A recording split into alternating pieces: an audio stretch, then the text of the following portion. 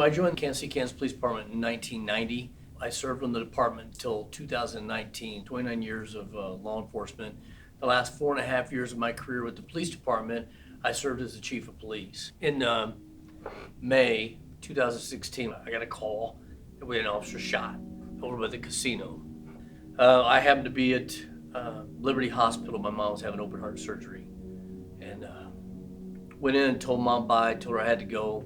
She was sedated. I headed in to KU Hospital, and I got there and met them, met the family, talked to the officers briefly that were gathered at the hospital, and then I was preparing to leave. Went out and got in my car, and they told me I needed to come back up, and I asked why.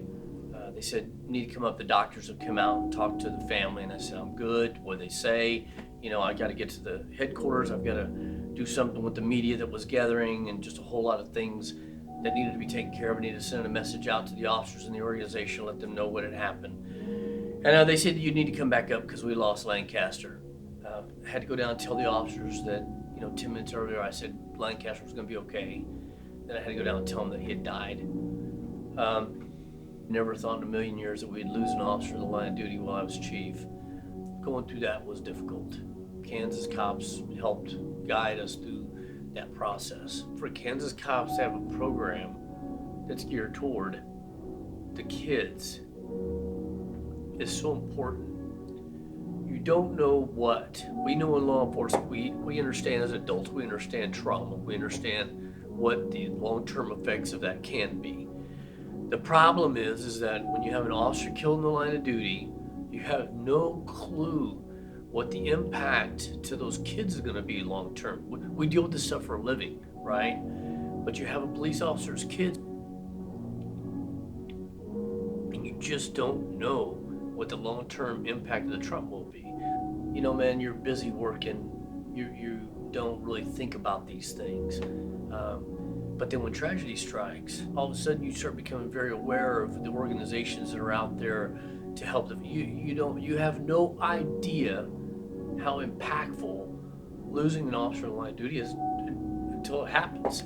And I think early intervention is so key that you're never gonna bring their parent back. You're never gonna be able to replace them. But that long-term intervention that cops bring to the table for kids hopefully will minimize the negative impact on their life, right?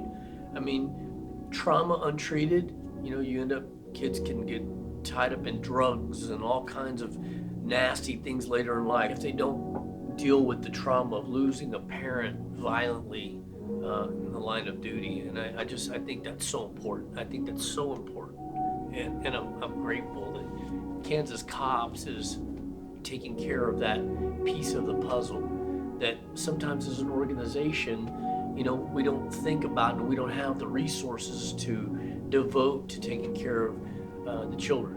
They help in that hour of need, and they help fill a void that police departments can't necessarily take care of. Probably, to be honest with you, we do a pretty crappy job being able to reach out and take care of the family like they need to be taken care of after the fact, right? During that moment of crisis, yes, we devote all of our resources that we can, but the long-term contact, Kansas Cop is still involved with our officers, Lancaster and Melton's family, and it's been 3 years ago, going up on 4 years now, and they're still involved in them. So you're not talking about an organization that just comes in and throws money at something. They're there for the long haul. They're there for the long-term commitment to those families, as is the department, but they're on a totally different level than we are.